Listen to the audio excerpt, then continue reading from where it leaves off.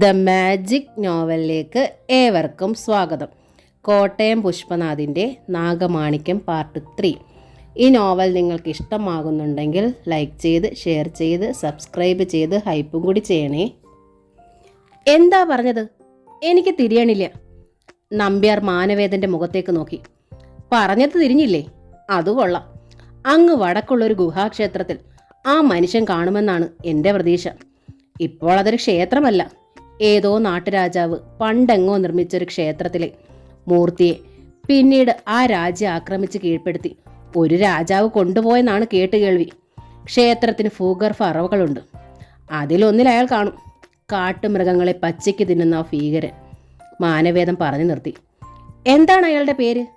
നമ്പ്യാർ ചോദിച്ചു. പണ്ട് ജന്തുലിംഗം എന്നായിരുന്നു. ഇപ്പോഴത്തെ പേര് ചോദിച്ചു തന്നെ അറിയണം. വടക്കേടത്തിന് അയാളെ പോയെന്ന് കാണാമോ? കാരണം എതിരാളി മോശമല്ലല്ലോ, അതുകൊണ്ട് പറഞ്ഞതാ, നമ്പ്യാർ അറിയിച്ചു. ഞാൻ ഒന്നുകൂടി ശ്രമിക്കട്ടെ. അവിടെ കൂടിയിരിക്കുന്നത് ആരാണെന്നറിയണ്ടേ? അത് കഴിഞ്ഞിട്ട് പോരെ? മാനവേദൻ ചോദിച്ചു. എല്ലാം വടക്കേടത്തിൻ്റെ ഇഷ്ടത്തിന് വിട്ടു തന്നിരിക്കുന്നു. എങ്കിലങ്ങനെ 2-3 ദിനങ്ങൾ കൂടി ക്ഷമിക്കൂ, മാനവേദൻ പറഞ്ഞു. നമ്പ്യാർ സമ്മതിച്ചു. അടുത്ത ദിവസം മാനവേദൻ തൻ്റെ താമസ സ്ഥലത്തിൻ്റെ അടുത്തുള്ള ദേവീക്ഷേത്രത്തിലെത്തി. വർഷങ്ങളായി പൂജയും മറ്റും മുടങ്ങിക്കിടന്നിരുന്ന ഒരു കാവായിരുന്നത്. പണ്ട് ഏതോ ഒരു ഇല്ലം വകയായിരുന്നു. അവിവാഹിതനായി കഴിഞ്ഞുകൂടിയിരുന്ന അവസാനത്തെ കാരണവരെ തുടർന്നു ഇല്ലം അന്യം നിന്നുപോയി. അതോടെ ഭൂമി ഉണ്ടായിരുന്നത് കുടികിടപ്പുകാർ കൈവശമാക്കി. ക്ഷേത്രം മാത്രം ആർക്കും വേണ്ടാതായി. അധികം വളപ്പില്ലാത്ത അതിൻ്റെ വടക്ക് പടിഞ്ഞാറേ മൂലയിൽ ഒരു യക്ഷിപ്പാലയുണ്ട്. ആര് കണ്ടാലും ഒരു നിമിഷം പകച്ചു നിന്ന് പോകുന്ന ആ പാല 2 ആൾ ഉയരത്തിൽ തടിയിൽ ഇലകളില്ലാതെ അതിനു മുകളിൽ പന്തലിച്ചു നിൽക്കുന്നു. കാലഭേദമില്ലാതെ എപ്പോഴും പൂത്തു നിൽക്കുന്ന ആ പാലയുടെ പ്രായം ആർക്കും അറിഞ്ഞുകൂടാ. അതിൻ്റെ തായ്തടി ചുളിഞ്ഞു മടിഞ്ഞ് മേധസ്സുള്ളതുപോലെയാണ് നിൽക്കുന്നത്. ആ തടിയിൽ ചുറ്റിലുമായി എണ്ണം പറയാൻ വയ്യാത്ത ആണികൾ അടിച്ചു കയറ്റിയിട്ടുണ്ട്. ചില ആണികളിൽ രൂപങ്ങൾ കൊത്തിയ പിത്തള തകിടുകളുണ്ട്. ആണ്ടുകൾ പിന്നിട്ടും ആണികൾക്കോ തകിടുകൾക്കോ യാതൊരുവിധ നാശവും സംഭവിച്ചിട്ടില്ല. ആണികൾ എന്താണെന്ന് പഴമക്കാർക്ക് നന്നായി അറിയാം. പഴയ കാലത്തെന്നല്ല, ഇപ്പോഴും ഉപദ്രവം ഉണ്ടാകുന്ന സ്ത്രീകളെ, ശരീരത്ത് പ്രവേശിച്ചിരിക്കുന്ന രക്ഷസുകളെ മാന്ത്രിക വിദ്യ ഉപയോഗിച്ച് വേർപെടുത്തി തകിടിലോ ആണിയിലോ ആവേശിപ്പിച്ച് കൊണ്ടുവന്ന് അതിഭയങ്കരമായ മന്ത്രശക്തി ഉപയോഗിച്ച് ആ യക്ഷിപ്പാലയിൽ തറയ്ക്കുകയാണ് പതിവ്. ഇപ്പോഴും അപൂർവമായി അങ്ങനെ ചെയ്തു വരുന്നുണ്ട്. മാനവേദനും അത്തരത്തിലും കുറേ എണ്ണം മാന്ത്രിക ശക്തി ഉപയോഗിച്ച് തറപ്പിച്ചിട്ടുണ്ട്. ബാധോപദ്രവങ്ങൾ ഉള്ള സ്ത്രീകൾ തന്നെയാണ് മന്ത്രശക്തിയാൽ നെറ്റികൊണ്ടാണ് ആണികൾ അടിച്ചു കയറ്റാറുള്ളത്. മാനവേദൻ താൻ ചെയ്തിട്ടുള്ള ബാധ നീക്കൽ ആണികളിൽ തിരയാൻ തുടങ്ങി. അങ്ങനെ കണ്ണ് ചെന്ന് തറച്ചത് സാമാന്യ വലിപ്പമുള്ള ഒരു ആണിയിലായിരുന്നു. സാധാരണയിൽ കവിഞ്ഞ് ആണി ആഴത്തിൽ തടിക്കുള്ളിൽ കയറിയിരുന്നു. ആണിയിൽ സ്ത്രീരൂപം കൊത്തിയ ഒരു ചെമ്പ് തകിട് ഞാണ് കിടക്കുന്നു. മാനവേദൻ അടുത്ത് ചെന്ന് ആ തകിട് തിരിച്ചും മറിച്ചും നോക്കി കയ്യിലെടുത്തു. കള്ളിയങ്കാട്ട് നീലി, അയാൾ മന്ത്രിച്ചു. അടുത്ത നിമിഷം ആ തകിട് അങ്ങോട്ടും ഇങ്ങോട്ടും ആടി. താൻ ഊഹിച്ചത് ശരിയാണെന്ന് മാനവേദന തീർച്ചയായി. അയാൾ ചുറ്റും നോക്കി. കാവിൻ്റെ വളപ്പിനുള്ളിലോ നോട്ടമെത്തുന്ന ചുറ്റുപാടിലോ ആരും തന്നെയില്ല. എങ്ങും നിശബ്ദമാണ്. അല്പസമയം ആലോചിച്ച് നിന്ന ശേഷം ചുറ്റും നോക്കി. ഇടിഞ്ഞു പൊളിഞ്ഞ മതിൽക്കെട്ടിനോട് ചേർന്ന് ഒരു കാട്ടുചെത്തി പൂത്തു നിൽപ്പുണ്ട്. അയാൾ അഴിൻ്റെ അടുത്ത് ചെന്ന് ചെത്തിയുടെ ഒരു പൂക്കുല അടർത്തിക്കൊണ്ടുവന്നു. ആ ചുവന്ന പൂക്കുല അയാൾ താൻ ഉദ്ദേശിച്ച ആണിയിൽ തിരികെ വെച്ചു. അതിനുശേഷം ഒരു ചെത്തിയിലെ അടർത്തിയെടുത്തു ആണിയിൽ കയറ്റി വെച്ചു. വീണ്ടും ഒന്നുകൂടി പരിശോധിച്ച ശേഷം അയാൾ അവിടെ നിന്നും മടങ്ങി. പകൽ സമയം അയാൾ സൂര്യമംഗലം തറവാട്ടിലെത്തി. അപ്പോൾ അവിടെ ദേവനാരായണൻ ഇല്ലായിരുന്നു. അയാൾ സ്കൂളിൽ പോയിരുന്നു. രേവതി അന്തർജനം തൊടിയിൽ പശുവിൻ്റെ അടുത്ത് അതിൻ്റെ പുല്ല് പറിച്ചുകൊണ്ടിരിക്കുകയായിരുന്നു. പുറത്താരെയും കണ്ടില്ല. മാനവേദൻ ഒന്ന് ഉച്ച വെച്ചു. ആരാ? അകത്തുനിന്ന് ജയശ്രീയുടെ ശബ്ദം ഉയർന്നു. ഞാൻ, വടക്കേടം. അയാൾ മറുപടി നൽകി. എന്തേ?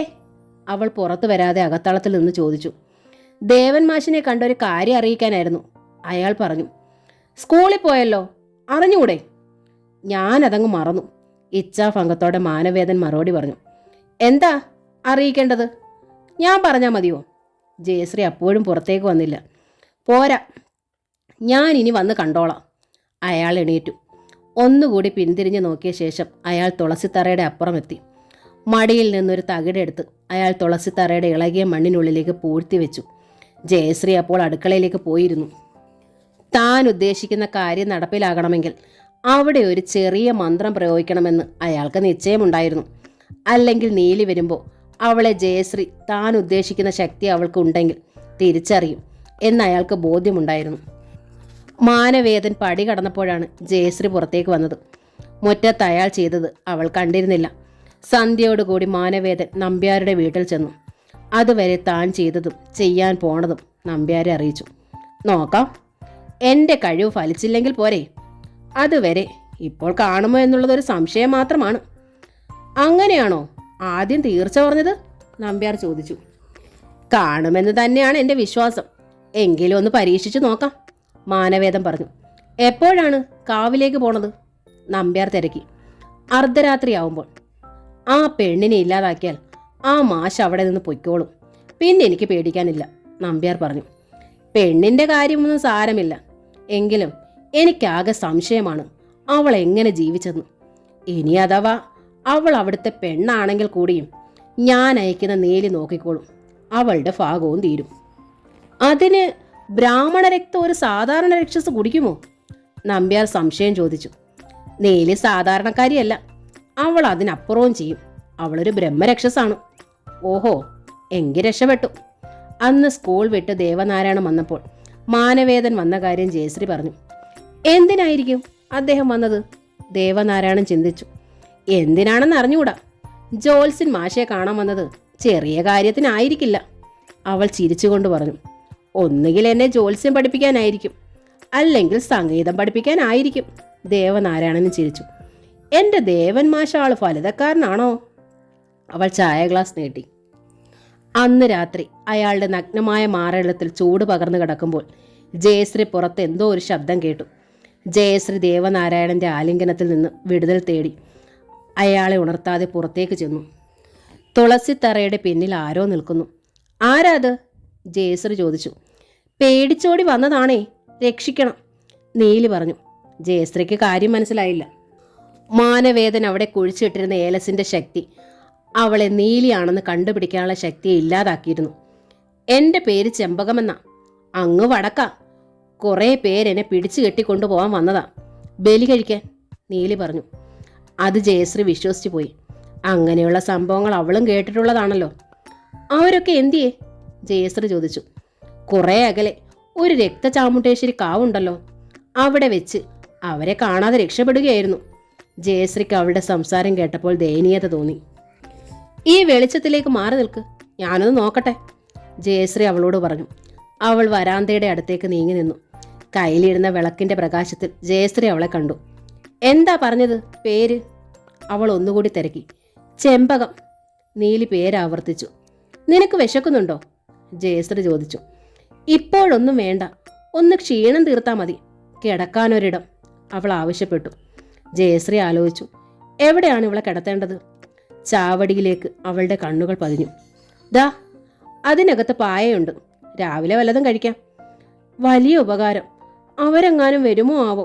മുഖത്ത് ഭീതി വരുത്തിക്കൊണ്ട് അവൾ പടിപ്പുര വാതിക്കലേക്ക് നോക്കി.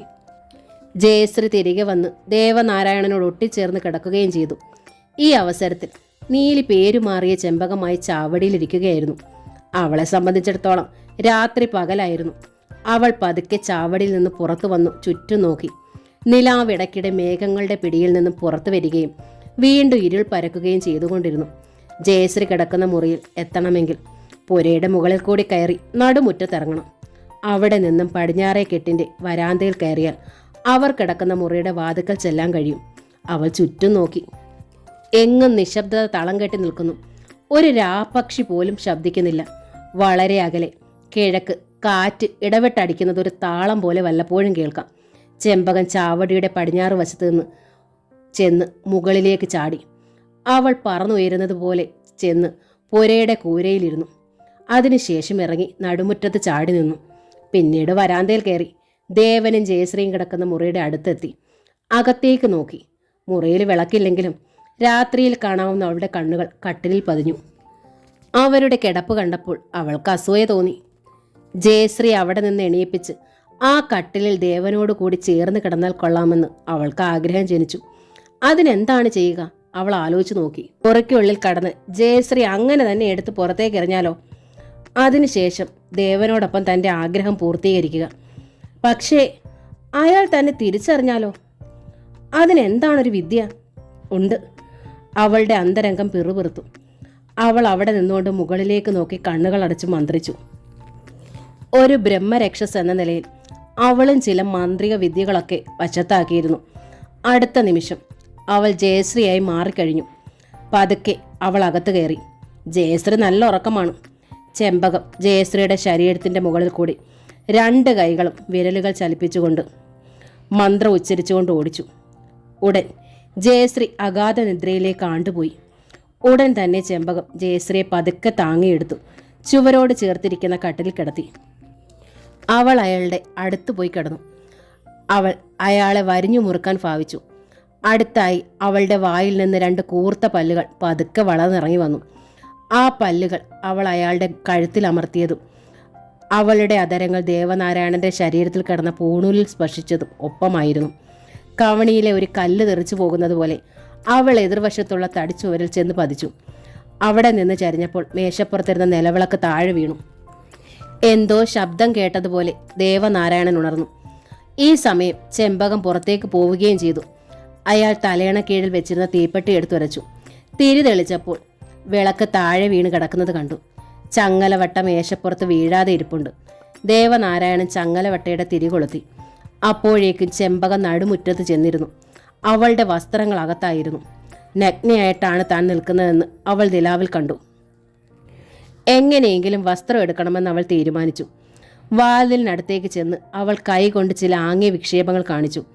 അപ്പോൾ റൗക്കയും മുണ്ടും പതുക്കെ പുറത്തേക്ക് വന്നു. മുണ്ടിൻ്റെ അവസാന ഭാഗം പുറത്തേക്ക് പോകുന്നത് ദേവനാരായണൻ കണ്ടു. പക്ഷേ അയാൾക്കതിൽ പിടിക്കാൻ കഴിഞ്ഞില്ല. അതിനു മുമ്പ് തന്നെ അത് വെളിയിലേക്ക് വലിഞ്ഞ് അപ്രത്യക്ഷമായി. എവിടെ ദേവപ്രിയ? അയാൾ ചോദിച്ചു. ദേവപ്രിയേ, ദേവപ്രിയേ, അയാൾ വിളിച്ചു. അവൾ ഉറക്കച്ചവടോടെ കണ്ണുകൾ തുറന്ന് ചുറ്റും നോക്കി. എന്താ അവിടെ പോയി കിടന്നത്? ദേവൻ ചോദിച്ചു. ആര്? ഞാനോ? എന്ത്? ഞാൻ എവിടെ എങ്ങനെ വന്നു? ഇല്ല, ഒരിക്കലും ഞാൻ ആ കട്ടിലിൽ നിന്ന് എണീറ്റിട്ടില്ല, അവൾ പറഞ്ഞു. ഉടൻ തന്നെ അവൾ എണീറ്റ് ദേവൻ കിടന്ന കട്ടിലിൽ ചെന്നു. ഒരു തുണി പുറത്തേക്ക് പോകുന്ന കണ്ട വിവരം ദേവനാരായണൻ പറഞ്ഞില്ല. ചിലപ്പോൾ അതറിഞ്ഞാൽ ഭയപ്പെട്ടേക്കുമെന്ന് കരുതി. ഷോ, ഞാൻ എങ്ങനെ ഈ കട്ടിലിൽ വന്നു? അവൾ സ്വയം പറഞ്ഞു. ചിലപ്പോൾ ഉറക്കത്തിൽ വല്ല സ്വപ്നത്തിലും അവിടെ പോയിരിക്കാം, ദേവൻ പറഞ്ഞു. ദേവപ്രിയയ്ക്ക് അതേക്കുറിച്ചൊന്നും മനസ്സിലാക്കാൻ കഴിഞ്ഞില്ല. മനുഷ്യപ്പിറവിയെടുത്ത അവൾക്ക് അമാനുഷികമായ ചിലതെല്ലാം മറന്നിരുന്നു. ചെമ്പകം പുറത്ത് വന്ന് ചാവടിയിലെത്തി. എന്ത് ചെയ്യണമെന്നറിയാതെ അവൾ പരുങ്ങി.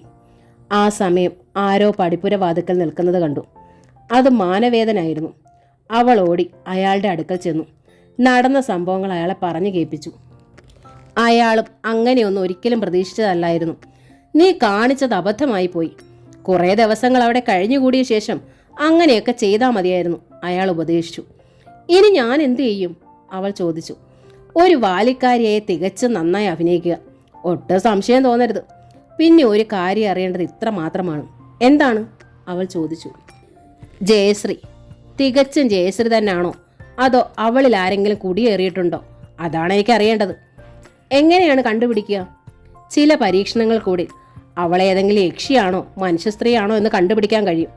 സർപ്പദംശന ഏറ്റു മരിക്കേണ്ടവൾ അന്ന് മരിച്ചില്ല. അന്ന് അവളുടെ അടുത്ത് എന്ന സർപ്പത്തിന്റെ വായിൽ നാഗമാണിക്യം ഉണ്ടായിരുന്നു. അവൾക്ക് എന്തെങ്കിലും ശക്തി ഉണ്ടെങ്കിൽ ആ നാഗത്തിനെ വകവരുത്തി മാണിക്യം അവൾക്ക് കൈക്കലാക്കിയിട്ടുണ്ട്. മാണിക്യം സൂക്ഷിക്കണമെങ്കിൽ അത് നിലവറയ്ക്കുള്ളിലായിരിക്കണമല്ലോ. ഞാനങ്ങനെ കേട്ടിട്ടുണ്ട്, ചെമ്പകം പറഞ്ഞു. അത് കേട്ടപ്പോൾ മാനവേദൻ അവളുടെ ബുദ്ധിശക്തിയിൽ താല്പര്യം തോന്നി. നീ മോശമല്ലല്ലോ. എങ്കിൽ നീ എങ്ങനെയെങ്കിലും നിലവറയ്ക്കുള്ളിൽ നാഗമാണിക്യം ഉണ്ടോയെന്നറിയണം, അയാൾ പറഞ്ഞു. അങ്ങനെ ഉണ്ടെന്ന് കണ്ടാൽ ഞാൻ എടുക്കണോ?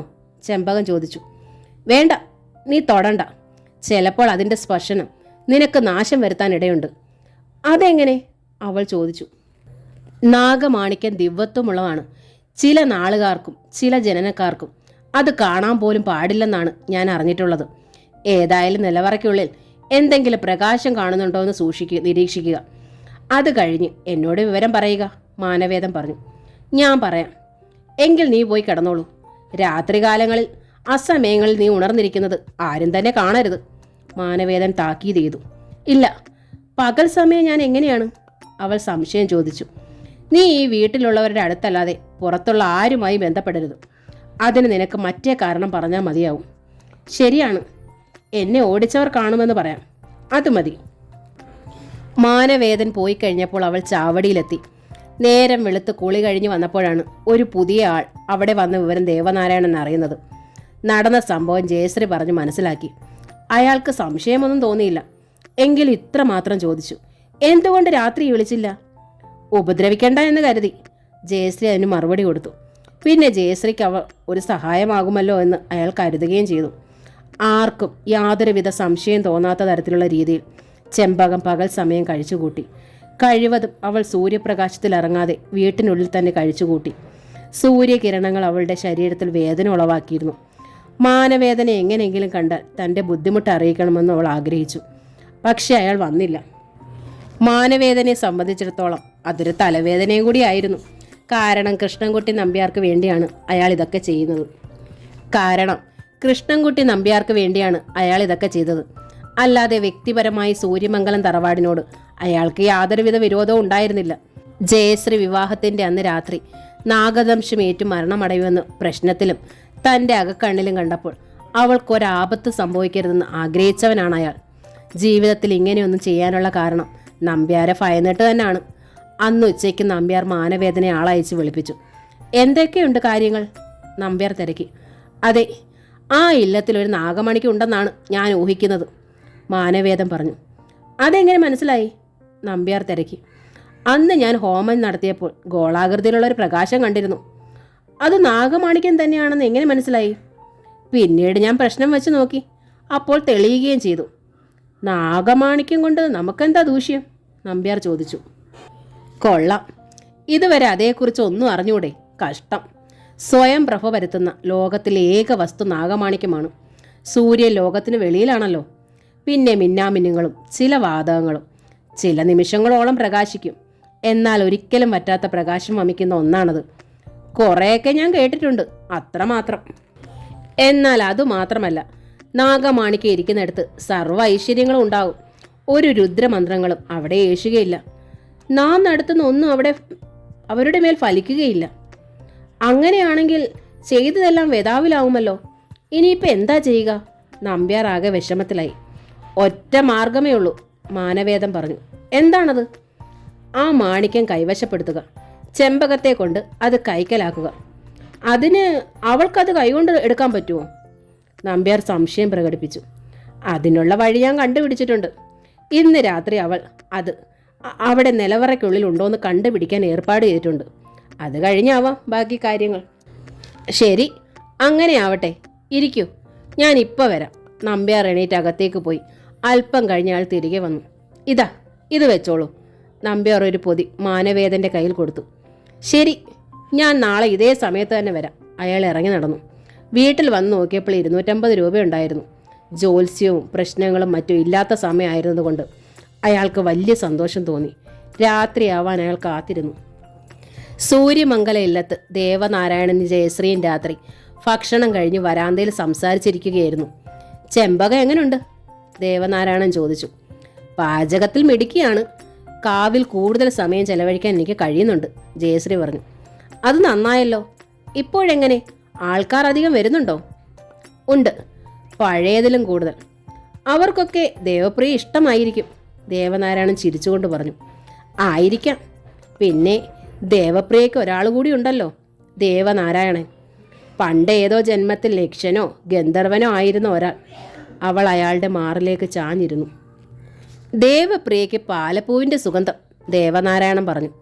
അതെന്നെ ആയിരിക്കില്ല. ഞാനിപ്പോൾ പൂർവ്വജന്മങ്ങളെക്കുറിച്ച് പറഞ്ഞില്ലേ, അതായിരിക്കും. അവൾ അല്പം കൂടി പറ്റിച്ചേർന്ന് കിടന്നു. അയാൾ അവളെ വട്ടം പിടിച്ച് മൂർധാവിൽ ചുംബിച്ചു. അല്പസമയത്തേക്ക് അവർ ഒന്നുമല്ലാതായി ഗന്ധർവലോകത്തിൻ്റെ അതിരുകളിൽ കൂടി സഞ്ചരിച്ചു കൊണ്ടിരുന്നു. ദേവനാരായണനെ സംബന്ധിച്ചിടത്തോളം ജീവിതത്തിൽ എന്തൊക്കെയോ കൈവന്നതുപോലെ തോന്നി. കാരണം വിവാഹം കഴിഞ്ഞതിന് ശേഷം ജയശ്രീ കൂടുതൽ സുന്ദരിയായിക്കൊണ്ടിരുന്നു. അവളുടെ മുഖത്തിന് മാറ്റം വന്നതുപോലെ സൗന്ദര്യം അവളുടെ ശരീരത്തെ ഒരുമി ആസ്വദിക്കുകയായിരുന്നു. ആ കണ്ണുകൾക്ക് അസാധാരണമായ തിളക്കവും രൂപഭംഗിയും കൈവന്നിരുന്നു. ക്ഷേത്രത്തിലെ അജ്ഞാത ചിത്രകാരന്മാർ വരച്ച ഗന്ധർവ കന്യകകളുടെ ചിത്രങ്ങളിലേതുപോലെയായിരുന്നു അവളുടെ കണ്ണുകൾ. അധരങ്ങൾക്ക് പോലും ചിത്രങ്ങളിലേതുപോലെയായിരുന്നു. ദീപാരാധനയ്ക്ക് വേണ്ടി വരുന്ന ആളുകൾ അവളെ കണ്ണ് ചിമ്മാതെ നോക്കി കാണുകയായിരുന്നു. കാവിലെ പൂജാരിണിയായി ദേവി നിയോഗിച്ച ഏതോ അപ്സരസാണോ അവളെന്ന് ഭാവനയുള്ള ചില ചെറുപ്പക്കാർ ചിന്തിച്ചു പോയിരുന്നു. കാരണം ഇപ്പോൾ അവർക്ക് ദിവസവും ജോലി കഴിഞ്ഞ് വന്നാൽ ദീപാരാധനയ്ക്ക് പോകണമെന്നുള്ളൊരു തോന്നലുണ്ടായി തുടങ്ങിയിരുന്നു. ദാ അത് കണ്ടോ, നക്ഷത്രങ്ങളുടെ പകർച്ച. ദേവപ്രിയ ആകാശത്തേക്ക് കൈ ചൂണ്ടി. അവൾ പറഞ്ഞത് ശരിയായിരുന്നു. വടക്ക് പടിഞ്ഞാറ് നിന്നും ഒരു നക്ഷത്രം കിഴക്കോട്ട് തെന്നിമറയുന്നത് ദേവനാരായണൻ കണ്ടു. അതെവിടെ പോകുന്നതാ? അയാൾ അവളുടെ സംസാരം കേൾക്കാനുള്ള കൊതി കൊണ്ട് ചോദിച്ചു. ഇണയെ തേടി പോകുന്നതാ. അവൾ ഒന്നുകൂടി ശരീരം കുടഞ്ഞ് ചേർന്നിരുന്നു. ഈ അവസരത്തിൽ ചെമ്പകം വരാന്തയുടെ വടക്കേ അറ്റത്ത് നിന്ന് അവരെ ശ്രദ്ധിക്കുന്നുണ്ടായിരുന്നു. അവർ കുറേ സമയം കൂടി അവിടെ തന്നെ ഇരിക്കാൻ സാധ്യതയുണ്ടെന്ന് അവൾക്ക് തോന്നി. അവൾ പതുക്കെ അടുക്കളയിലെത്തി. അവിടെ നിന്നും അകത്തളത്തിൽ വന്ന ശേഷം വാതിൽ പാളി ശബ്ദമുണ്ടാക്കാതെ തുറന്നു. നിലവറയിലേക്കുള്ള മേൽപ്പലക സ്ഥിതി ചെയ്യുന്ന മുറിയിലെത്തി. പലക സാവധാനം അവൾ ഉയർത്തി. അവൾ അനായാസേന മേൽപ്പലക ഉയർത്തി വെച്ചു. നിലവറയിൽ പഴക്കം ചെന്ന ധാരാളം ഓട്ടുപാത്രങ്ങൾ അടുക്കി വെച്ചിരുന്നു. അതുപോലെ അസാധാരണ വലിപ്പമുള്ള നിലവിളക്കുകളും ഉണ്ടായിരുന്നു. ഒരു കാലത്ത് പ്രതാപത്തിൽ കഴിഞ്ഞു വന്നിരുന്നൊരു തറവാടായിരുന്നു എന്നതിനുള്ള എല്ലാ തെളിവുകളും ആ നിലവറയിലുണ്ടായിരുന്നു. താഴേക്കൊരു ഗോവണി പോകുന്നുണ്ടായിരുന്നു. ചെമ്പകം ചുറ്റും നോക്കി. ആരുമില്ലെന്ന് ഒന്നുകൂടി ബോധ്യം വന്ന ശേഷം വരാന്തയിലേക്കുള്ള ചെറിയ ജനലിൻ്റെ അടുത്ത് എന്ന് പുറത്തേക്ക് കണ്ണോടിച്ചു. ദേവനാരായണനും ദേവപ്രിയയും വരാന്തയിൽ തന്നെയുണ്ട്. അവരുടെ അപ്പോഴത്തെ ഇരിപ്പ് കണ്ടപ്പോൾ രക്ഷസായ അവളുടെ മനസ്സൊന്ന് പതറിപ്പോയി. തിരികെ വന്ന് അവൾ ഒന്നുകൂടി നിലവറയുടെ ഉള്ളിലേക്ക് നോക്കിയ ശേഷം പതുക്കെ താഴേക്കിറങ്ങി. അവസാനത്തെ 2 പടിയുടെ മുകളിൽ എത്തിയപ്പോൾ ഏതാണ്ട് മധ്യഭാഗത്ത് കമഴ്ത്തി വെച്ചിരിക്കുന്ന വലിയ ഒരു ഉരുളിയുടെ പുറത്ത് സ്വർണത്തിൻ്റെ ഒരു തിളക്കം. ആ തിളക്കം പതുക്കെ അനങ്ങുന്നു. ചെമ്പകം സൂക്ഷിച്ചു നോക്കി. അസാധാരണ വലിപ്പമുള്ളൊരു സർപ്പമായിരുന്നു അത്. അവൾ കൈവിരലുകൾ ഒന്ന് ഞൊടിച്ചു. അപ്പോൾ ആ സ്വർണ്ണനാഗം പതുക്കെ ഫണം ഉയർത്തി. ചെമ്പകത്തിൻ്റെ നോട്ടം അതിൻ്റെ വായയുടെ ഭാഗത്തായി. സാധാരണ മാണിക്യം വഹിക്കുന്ന സർപ്പങ്ങളുടെ ഫണത്തിൻ്റെ അടിവശം അല്പം വീർത്തിട്ടുണ്ടാവും. എങ്കിലും പ്രകാശം ഒട്ടും തന്നെ പുറത്തേക്ക് വരില്ല. അതിൻ്റെ വായ തുറപ്പിക്കാനുള്ള വഴിയെക്കുറിച്ച് അവൾ ചിന്തിച്ചു. പെട്ടെന്ന് അവളുടെ മനസ്സിലൊരാശയം തെളിഞ്ഞു. നിലവറയുടെ ഒരു മൂലയിൽ വെച്ചിരുന്ന ഒരു നിലവിളക്കിൻ്റെ മുകളിലായി ഒരു കോൽ വിളക്ക് ചാരി വെച്ചിരിക്കുന്നത് അവൾ കണ്ടു. അവൾ പതുക്കെ കുനിഞ്ഞ് ആ കോൽ വിളക്ക് കയ്യിലെടുത്തു. അപ്പോൾ നാഗം പതുക്കെ ഫണമുയർത്തിയ ശേഷം വീണ്ടും താഴ്ത്തി പഴയതുപോലെ കിടന്നു. ഉടനെ അവൾ ആ കോൽ വിളക്ക് തിരിച്ചു പിടിച്ച് അതിൻ്റെ കോൽഭാഗം നാഗത്തിൻ്റെ ശിരസിന് നേർക്ക് കൊണ്ടുവന്നു. അടുത്ത നിമിഷം ആ നിലവറ മുഴുവൻ പ്രകാശഭരിതമായി. അവർണ്ണനീയമായ ആ പ്രകാശത്തിൽ അവളുടെ കണ്ണുകൾ ഒരു നിമിഷം പോലും ഒന്നും കാണാൻ വയ്യാത്തതുപോലെയായി. അതുകൊണ്ട് അവൾക്കൊരു വസ്തുവും ആ സമയം കാണാൻ കഴിഞ്ഞില്ല. എന്നാൽ അഭൗമികമായൊരു പ്രകാശം കണ്ടു. നാഗമാണിക്യം. അതോടെ ചെമ്പകത്തിന് ഉറപ്പായി സൂര്യമംഗലം തറവാടിൻ്റെ നിലവറയ്ക്കുള്ളിൽ നാഗമാണിക്യമുണ്ട്. ഇനി ആ വിവരം ശരിയാണെന്ന് മാനവേദനെ അറിയിക്കേ വേണ്ടു. മാനവേദൻ്റെ നിർദ്ദേശപ്രകാരം പിന്നീടുള്ള കാര്യങ്ങൾ നിവർത്തിക്കാമെന്ന് അവൾ തീരുമാനിച്ചു. അങ്ങനെ മനസ്സിൽ കണ്ട് നിലവറയിലേക്ക് നോക്കി നിൽക്കുമ്പോൾ പുറത്ത് ദേവനാരായണനും ജയശ്രീയും സംസാരിച്ചുകൊണ്ട് അകത്തളത്തിലേക്ക് കയറി വരുന്ന ശബ്ദം അവൾ കേട്ടു. അവർ തെക്കിനിയിലുള്ള മുറിയിൽ കയറട്ടെ എന്ന് കരുതി അവൾ നിശബ്ദയായി നിന്നു. വാതിലടയ്ക്കുന്ന ശബ്ദം കേട്ടു അവൾ. അർദ്ധരാത്രി കഴിഞ്ഞു. ദേവനാരായണനും ജയശ്രീയും നല്ല ഉറക്കമാണ്. അവൾ നേരെ പോയത് ഗോവിന്ദനാശാന്റെ വീട്ടിലേക്കാണ്. അയാൾ വരാന്തയിൽ കിടന്നുറങ്ങുകയായിരുന്നു. അടുത്ത് ചെന്നപ്പോൾ മദ്യത്തിൻ്റെ ഗന്ധം അവൾക്ക് അനുഭവപ്പെട്ടു. കൃഷ്ണൻകുട്ടി നമ്പ്യാർ വൈകുന്നേരം അയാളെ നന്നായി സൽക്കരിച്ചിരുന്നു. കൂടാതെ പോകുമ്പോൾ കുറേ മദ്യവും കൊടുത്തയച്ചിരുന്നു. ആശാനെ സംബന്ധിച്ചിടത്തോളം ത്രിശങ്കു സ്വർഗത്തിലായിരുന്നു മനസ്സ്. കാരണം ഇതുവരെ ഒന്നും തന്നെ അയാൾക്ക് ചെയ്യാൻ കഴിഞ്ഞിരുന്നില്ല. എന്ത് ലക്ഷ്യമിട്ടാലും തന്നേക്കാൾ ഒരു വലിയ ശക്തി അയാളെ എതിരിടുന്നത് പോലെ അയാൾക്ക് തോന്നിയിരുന്നു. ആശാനെ, അവൾ അടുത്ത് എന്ന് വിളിച്ചു. അയാൾ നല്ല ഉറക്കമായിരുന്നു. മാനവേദനെ, അവൾ ഉച്ചത്തിൽ വിളിച്ചു. അതിനുശേഷം അവൾ തൻ്റെ വലത് കരം അയാളുടെ ശിരസിന് മുകളിൽ കൂടി ഓടിച്ചു. അപ്പോൾ മാനവേദൻ കൺപോളകൾ അകറ്റി. ആരാ? അയാൾ ചോദിച്ചു. ഞാൻ ചെമ്പകം, അവൾ പറഞ്ഞു. ചെമ്പകമോ? കണ്ടുപിടിച്ചോ? അയാൾ ചാടി എണീറ്റിരുന്നു. അതുകൊണ്ടല്ലേ ഈ അർദ്ധരാത്രിയിൽ തന്നെ കാണാൻ വന്നത്? എന്നിട്ട്? ഞാൻ നാഗമാണിക്യം കണ്ടു. നേരോ? കൊള്ളാമല്ലോ. ഞാൻ ഒരിക്കലേ അത് കണ്ടിട്ടുള്ളൂ. എവിടെ? ഞാനൊന്ന് കാണട്ടെ. അയാൾ കണ്ണുകൾ തിരുമ്മി. അതെങ്ങനെ പെട്ടെന്ന് എടുക്കാൻ പറ്റില്ല. പിന്നെ? അയാൾ ആകാംക്ഷഭരിതനായി. അത് സൂര്യമംഗലം തറവാട്ടിലെ നിലവറയ്ക്കുള്ളിലാണ്. അതങ്ങനെ എടുക്കാനൊന്നും പറ്റില്ല. ഘോര വിഷമുള്ള സർപ്പമാണത്, അവൾ പറഞ്ഞു. മാനവേദൻ അല്പസമയം ആലോചിച്ചിരുന്നു. ഏതായാലും സംഗതി അവിടെ ഉണ്ടല്ലോ, ഇനി അതെടുത്താൽ മതിയല്ലോ, സാരമില്ല, അയാൾ പറഞ്ഞു. ആരാണതെടുക്കുക? അവൾ ചോദിച്ചു. നീ തന്നെ എടുക്കണം, മാനവേദൻ പറഞ്ഞു. കൊള്ളാം, നല്ല കാര്യമായി. എന്നെ പോലുള്ള ഒരു രക്ഷസിന് ദിവ്യശക്തിയുള്ള നാഗമാണിക്യം കയ്യിലെടുക്കാമെന്നാണോ പറയുന്നത്? നടപ്പുള്ള കാര്യം വല്ലതും ഉണ്ടെങ്കിൽ പറയുമോ മാനവേദനെ? അയാൾ വരാന്തയിലിരുന്നു. അത് ശരിയാണല്ലോ, പിന്നെ ഞാൻ എന്തു ചെയ്യും? നാഗമാണിക്യം അവിടെ ഇരിക്കുന്നിടത്തോളം കാലം അവിടെ ഒന്നും ചെയ്യാൻ നമുക്ക് പറ്റില്ല. പിന്നെ എന്തു ചെയ്യും? മാനവേദനും വിഷമത്തിലായി. ഇനിയിപ്പോൾ ഒറ്റ മാർഗമേ ഉള്ളൂ, അവൾ പറഞ്ഞു. എന്താണ്? പറയാം. ഞാൻ അവിടെ നടക്കുന്ന എല്ലാ കാര്യങ്ങളും മാനവേദനെ അറിയിച്ചുകൊണ്ടിരിക്കാം. എന്നാൽ അതേസമയം ആ നാഗത്തിനെ അവിടെ നിന്നും പുറത്താക്കാനുള്ള എന്തെങ്കിലും വിദ്യ മനസ്സിലാക്കുകയും വേണം. ശരിയാണ്, ആ ഒറ്റ മാർഗമേ ഉള്ളൂ. ഞാൻ നോക്കാം, നാളെ ആവട്ടെ, മാനവേദൻ പറഞ്ഞു. ചെമ്പക അവിടെ നിന്ന് പോവുകയും ചെയ്തു. അടുത്ത നാൾ രാവിലെ മാനവേദൻ ഒരു യാത്രയ്ക്ക് വേണ്ടി ഒരുക്കങ്ങൾ ചെയ്തു. അതിനുശേഷം നേരെ കൃഷ്ണൻകുട്ടി നമ്പ്യാരുടെ ഗൃഹത്തിലെത്തി. അതുവരെയുള്ള കാര്യങ്ങൾ അയാളെ അറിയിച്ചു. ഇനി എന്താ വേണ്ടത്? നമ്പ്യാർ ചോദിച്ചു. ഒറ്റ മാർഗമേ അവശേഷിക്കുന്നുള്ളൂ, മാനവേദൻ പറഞ്ഞു. എന്താണ്? നമ്പ്യാർ പ്രത്യാശയോടെ ചോദിച്ചു. എൻ്റെ ഒരു ഗുരു അകലെ ഒരു സ്ഥലത്ത് താമസിക്കുന്നുണ്ട്. പഴക്കമുള്ളൊരു ഇല്ലക്കാരനാണ്. അദ്ദേഹത്തിൻ്റെ പൂർവികരെല്ലാം വലിയ മാന്ത്രികരായിരുന്നു. അദ്ദേഹത്തെ കണ്ടുപിടിക്കാൻ കഴിഞ്ഞാൽ എല്ലാം സാധിക്കും. എന്താണ് മാനവേദൻ ഉദ്ദേശിക്കുന്നത്? നമ്പ്യാർ ചോദിച്ചു. നമുക്ക് പ്രധാനമായും ചെയ്യേണ്ടത് സൂര്യമംഗല ഇല്ലത്തെ നിലവറയിൽ കുടികൊള്ളുന്ന സ്വർണ്ണ നാഗത്തിൻ്റെ വായ്ക്കുള്ളിലിരിക്കുന്ന നാഗമാണിക്യം കൈക്കലാക്കണം. അത് കിട്ടിയെങ്കിൽ മാത്രമേ എന്തെങ്കിലും പ്രയോഗങ്ങൾ അവർക്കെതിരെ ചെയ്യാൻ കഴിയുകയുള്ളൂ. നാഗമാണിക്യം അവിടെ ഇരിക്കുന്നിടത്തോളം കാലം നമ്മുടെ ഒരു മന്ത്രവും തന്ത്രവും അവർക്കെതിരായി ഫലിക്കില്ല. എങ്കിൽ അതിനുള്ള മന്ത്രം ചെയ്തൂടെ? നമ്പ്യാർ ചോദിച്ചു. അതിന് അതിശക്തമായ ഗരുഡമന്ത്രം അഭ്യസിക്കണം. ആ മന്ത്രത്തിൽ കൂടി ഗരുഡനെ സൂര്യമംഗലം ഇല്ലത്തേക്ക് അയച്ച് അവിടെ നിന്ന് നാഗമാണിക്യം വഹിച്ചിരിക്കുന്ന സർപ്പത്തെ പുറത്ത് ചാടിക്കണം. പിന്നെ സാരമില്ല. എങ്കിൽ ഉടൻ തന്നെ അതിനുള്ള നടപടി സ്വീകരിക്കണം. നമ്പ്യാർ അകത്ത് കയറി. തിരിച്ചു വന്ന നമ്പ്യാർ കുറേ രൂപകൾ മാനവേദന നൽകി. ഞാൻ കഴിവതും വേഗം മടങ്ങി വരാൻ നോക്കും. ഇത്തവണ ഞാൻ ജയിച്ചേ വരികയുള്ളൂ, തിരുമേനി ശപഥം ചെയ്ത മട്ടിൽ പറഞ്ഞു. നാഗമാണിക്യം എന്ന നോവലിൻ്റെ ഈ ഭാഗം ഇവിടെ പൂർണ്ണമാവുകയാണ്. അടുത്ത ഭാഗം ഉടൻ തന്നെ അപ്ലോഡ് ചെയ്യുന്നതായിരിക്കും. താങ്ക്